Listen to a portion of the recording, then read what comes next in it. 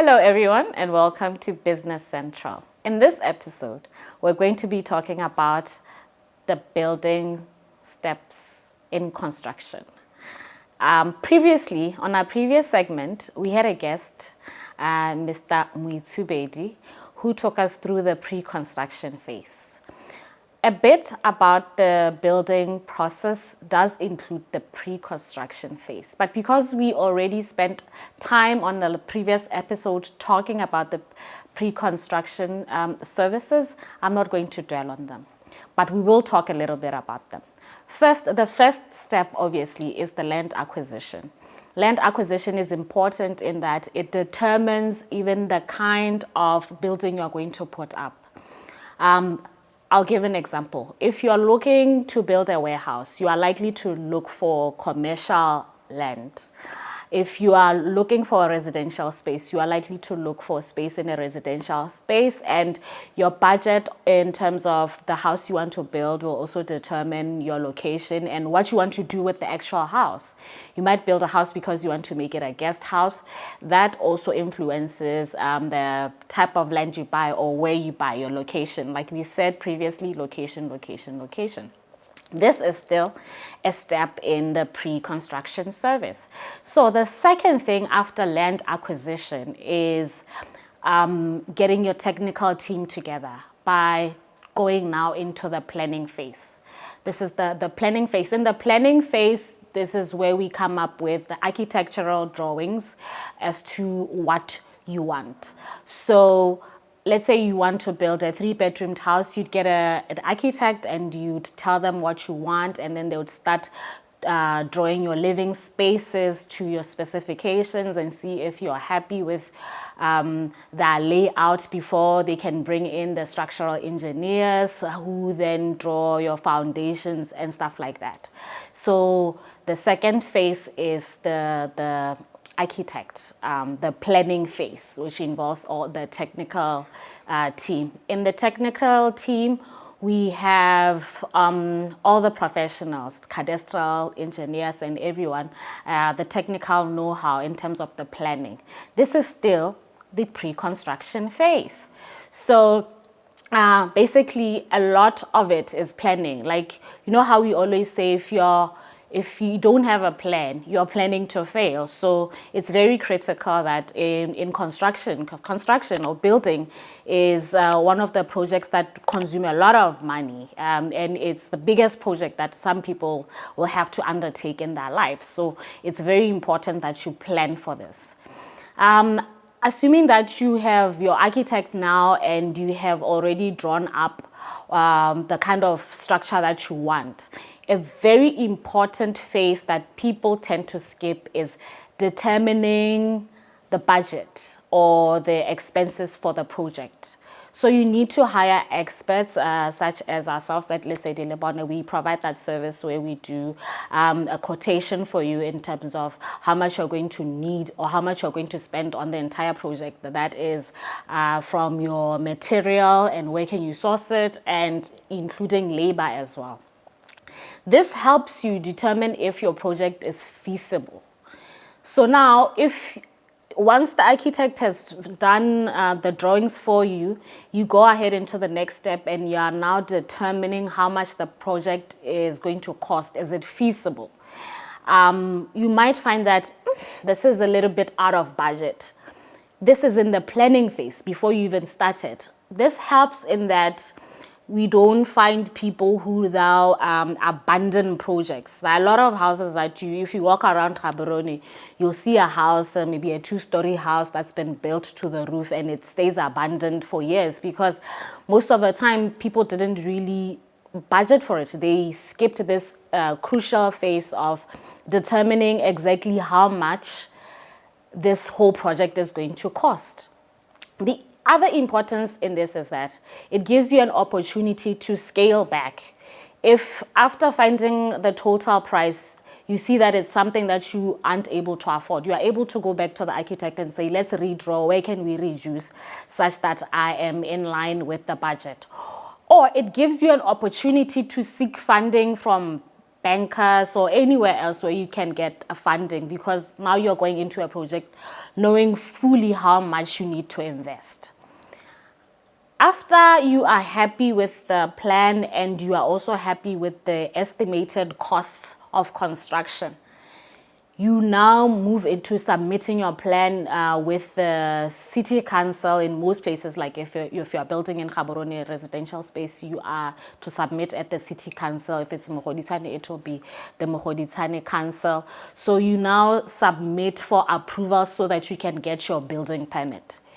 You shouldn't build without a building permit. We often have people who back in the day built houses without having plans or having building permits. And if you want to do anything else with the land, let's say you want to do change of land use, you want to now put up multi-residential units in that space, it becomes very difficult for you to acquire change of land use, because you have to go back to now hiring structural engineers and architects to reassess the structures that are there because you didn't get a building permit.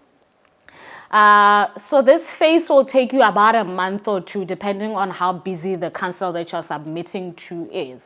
But once everything is approved and they're happy with the drawings and they're happy with the structural reports from your structural engineer supporting the weight of the house, then you get a go-ahead and you get a building permit. That's when you can now get your team together, your construction team together. The first thing you do once you have acquired a site and you start building, a site is the piece of land which you're going to construct on. So the first thing you do when you get to a site is to clear the site. You might find that you've bought land that is very old. So you can't just come in and then start excavating without clearing out the land. So site clearance is very important because it also helps us, it exposes the kind of soil that we also have. And you might find that you've bought land that needs rehabilitation. We've spoken about land rehabilitation in the past. So once you've exposed the land by site clearing, you'll be able to determine if you need to do any further land rehabilitation. Land rehabilitation can also be done if we are going into a project where there's demolition. We at Lesedi Lebone recently underwent a project where we demolished a house, completely took a 3-bedroomed house down, demolished the whole thing because we were building a new structure, because that's what the client wanted. The client had bought a house that they felt now was too small, but didn't want to start expanding it because the structure was already cracking, because they'd skipped the first initial stages previously when they were building the pre-construction phase. And now the house is cracking, so now they have to demolish the whole structure and we have to start from scratch. So after demolition, we obviously now needed technical expertise, which we have structural engineers coming in also to now tell us how we are going to rehabilitate this land such that it is ready, it's well prepared for us to start construction. Once you have rehabilitated the land, now you're good to go. They start with marking out, laying out the drawing on the ground, and from time to time, you need inspection from the council. Typically, if you've hired a company such as ourselves at Lesedi Lebone or any other construction company, they're the ones who go to the council and book inspections, and the city council inspectors come. This is actually free. They come and inspect to make sure that your building is going according to plan. So once they've done the markings, then you'd need an excavator to do the trenches. So in the trenches, it's just taking out the soil around where we're going to do the foundation. We've spoken previously about the importance of having engineers such that they determine the foundations, because a foundation typically carries the load of the building. When we talk about the load of the building, we're saying the whole weight of the whole structure is sitting on the foundation. So the strength of the foundation is very, very important. It's very critical in building. So you might be asking, what determines the type of foundation? Because there are different kinds of foundations and different kind of foundations for different uses. And a foundation type is influenced by a lot of things. One of the factors that influences the foundation is the soil. Is it clay soil? Is it loam soil? Previously, I talked about how people are always talking about mantlo odi a kreka.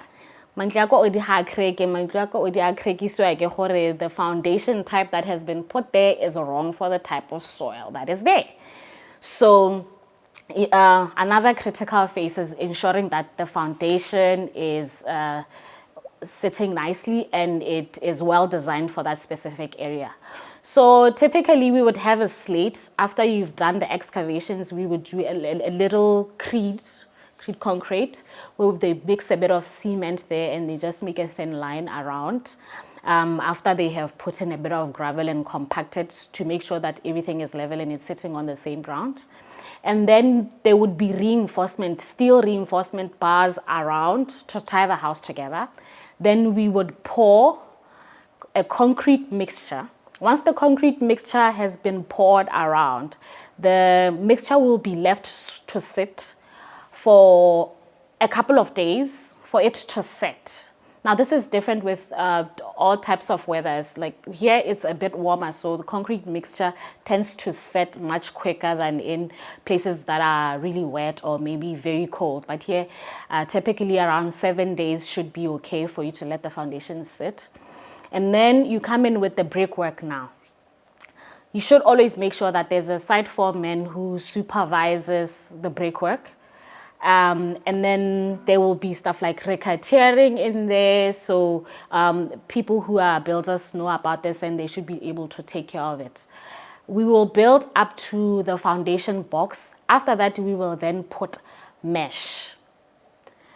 The mesh that goes on the foundation box is very different from the mesh that went into the trench.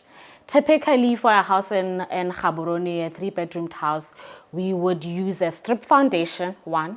2, we would use mesh wire S193 and so forth. I don't want to get too technical, but basically I'm trying to say that the mesh wire that goes into the trench is different from the mesh wire that goes into the foundation.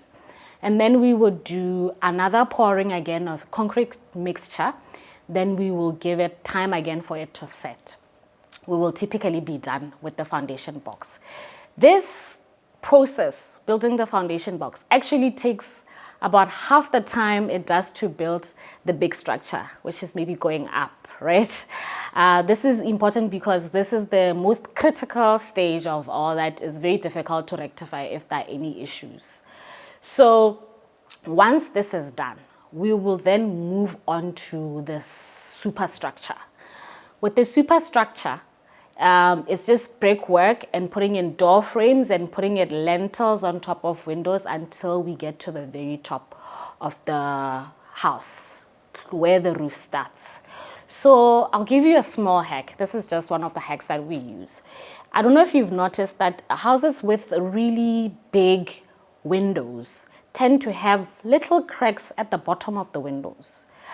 What we do as a small hack is we put a lintel under the windows to kind of give support, because most of the time cracks are because there's a weakness, as in the weight from the top is very heavy and it's not easily being transferable to the foundation, because the weight is supposed to be transferred directly to the foundation and the foundation is the one that transfers it to the ground. So where there's a big window, it means there isn't much to support that transfer of weight. So we will give support lintels, and that seemed to do the trick for us. You can try it and let me know how it goes. And then once we have built up to the door frames, now we get to another critical stage, which is building, tying the house together with a ring beam. A ring beam is important in that it ties the whole structure together. It's another phase where we have reinforcement bars. You can go to different shops and they can bend the wires for you, because they need to be in a triangular shape and they will be put together. Your steel fixer will know what to do. and then you will need shutter boards, and then you pour concrete, and the concrete mixture will sit for a bit to set, and then you'll continue the brick work up to the wall plate. Once you get to the wall plate, now you are done. Now you can bring in the guys who are doing the roofing. Now, depending on the type of roofing you're doing, whether you're doing, typically here people like to use concrete tiles. So if you're doing the concrete tiles, that's when the guys come in. They can do the trusses at the shop, or you can get ready-made trusses, as with the likes of Mako Hardware. Or you can just buy trusses and your carpenter can adilogela at the site, which is typically what tends to happen with the average house. And yes, you can still get those at Mako as well. And then once the trusses are put up, the tiles can now go in. But at the same time, this is one of the stages where the electrician and the plumber come in. They come in to start putting the tubing in the walls. And the electrician typically would have been there when they were doing the foundation box to put up the first phase of the tubing on the flooring. You might be wondering why I'm doing this whole step-by-step building process. The reason why I'm doing it is because typically most people go into a construction project and hire people individually. You'll find that somebody o hirile baagi, o hirile batho ba ba roofang. All these people are different, but this person doesn't know how to coordinate everyone. So, and even if you've hired a company to do the construction for you, it's still very important for you to know the steps that are required and what comes when, because it can become very expensive. I'll give an example. If you're going to put in a freestanding tub, and when these guys are pouring a foundation, you are not there, or your plumber is not there to put in the piping in the concrete, in the long run, it will become very expensive, because then you will have to hire somebody to come and do the demolition in terms of the concrete to make way for the pipes. If you are doing an island, the kitchen, an island in the kitchen, and there is a basin in the middle, that water that you're using to wash your hands needs to go somewhere. And where it's going is it's going in the piping that goes in the foundation out to the outside. It's not just vanishing.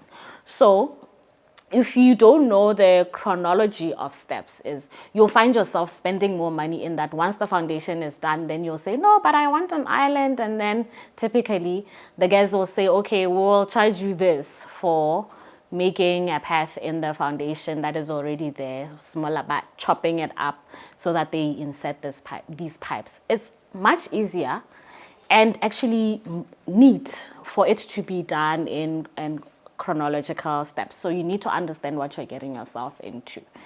So like I was saying, so once you've put up the roof, now you bring in the plumber and the electrician, and they put up the tubing in the walls. They come in with grinders to make way for the piping. And then some of it goes into the foundation. That's when the plasterers come in, and that's when the building is now tied with the roof by the beam. So build 3 courses, depending on your style. Some people will we do little styles around to join the roof with the structure.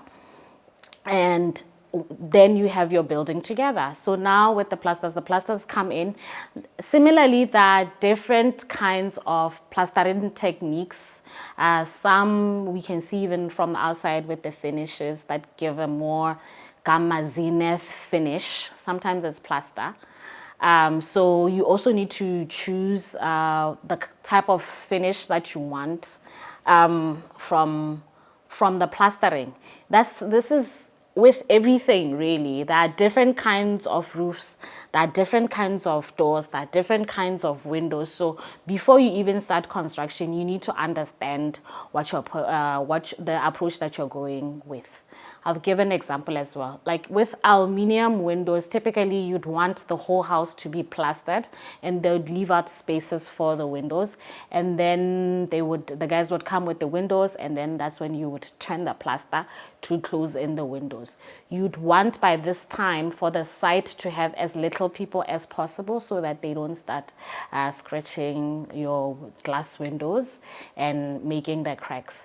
So yes, the plaster is done. Once the plaster is done, the painter comes in with the first coat. The first coat is usually like a PVA or a type of paint that will prevent your wall, your cement, from reacting with things like humidity and moisture. I don't know if you've seen houses that typically when you are in the house or when you're outside, you'll see patches on the walls, so on the walls. It's typically mostly sometimes a reaction from the cement and the humidity or mezi. So you need a proper PVA to prevent that. So the guys will come in with the first coat.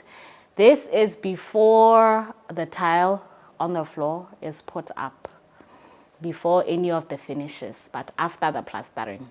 And once they've put up the first coat, then you have your guys come in with the ceiling. Typically, for me, I feel a rhinolite ceiling for me is of preference because you can do all sorts of designs with it. Gives a nice clean finish.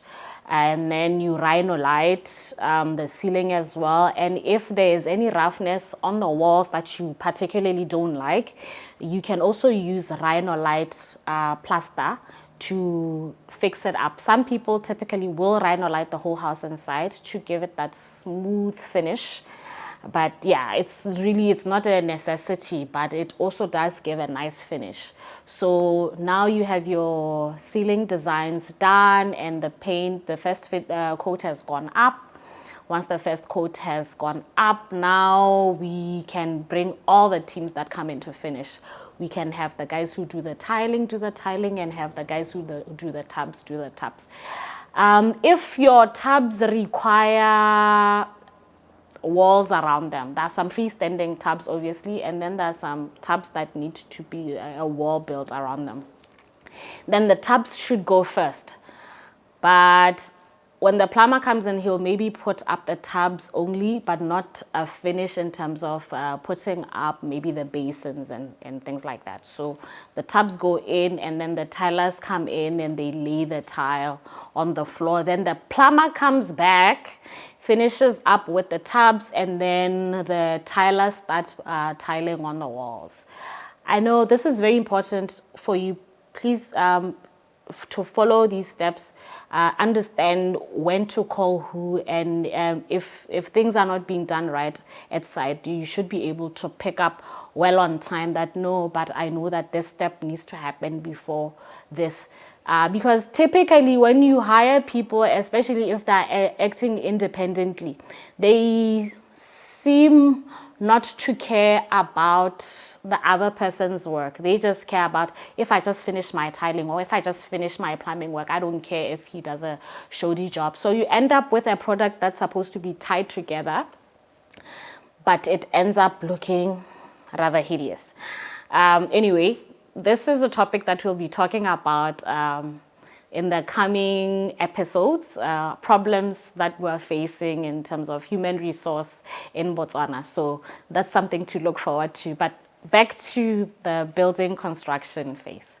So yes, now you have your tiles up and you have your tubs in, and you can put in your lights, and the kitchen can be fitted now. Now everybody has to work together. The finishing team needs to typically work together because all the things are tied up. I'll give an example.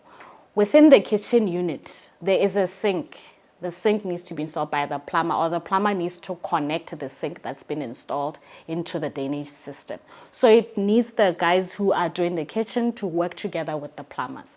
It also needs them to work with the electrician, because the kitchen typically has a stove. The stove is run by electricity. So this is a lot of teamwork. So you typically want to get, it's ideal to get a team that already works together, that has a working formula that gels together. Like at Lesedi Lebone, we offer a service where we can provide you with that service from start to finish. We can construct your house with all the expertise from start to finish. And we actually give a 6 months warranty as a bonus. But anyway, so yes. Another thing is, I've noticed that when people come in to ask for our interior design phase, most of the time it will be a little too late. Like somebody has already bought tiles that they thought they liked, or they just didn't know when it was the right time to come in. The right time to call an interior designer, for me, typically I would say right before you start the finishes, before you've even done the ceiling, because interior designers can do your ceiling designs as well. So if you come and see us, we are able to do your ceiling design, and then we can move into the wall finishes. Got that different types of wall finishes. We can see on the background here, we have a typical wallpaper, and there are different kinds of finishes really. There is a cement finish, different kinds of finishes, even in terms of floors. So the right time to call in an interior designer would be when the house is still considered a shell. After you've done the brickwork and you have done the ceiling, no, before the ceiling, but you've done the brickwork and you've done the roofing, and then you can call in your interior designer. Or if it's for a bigger project, like with most big projects, the interior designer will be involved from the very first phase, from the planning stages, where we are planning on to where are the lights going and stuff like that. Because when we are constructing, typically it also affects where are the lights going on the outside and stuff like that. So if you are fully confident that you want to involve an interior designer, it's way cheaper to get them involved in the early stages. So once we have the interior designer and they've come in and they've put your house nicely together and everything looks well put together, then you have a beautiful space. The construction process is one of the biggest projects that most people will undertake. So it's very important that you're clued up in the building process. I hope you found this video very informative. And if you need more information, do catch us on Oakansa Alfred on Facebook, Oakansa Alfred on LinkedIn, Oakansa Alfred on YouTube, and on TikTok. Check out all our social media pages. Also, do watch our previous videos. They will tie in nicely with today's topic. And visit our website, www.oakansaalfred.com. Until next time, strive for impact.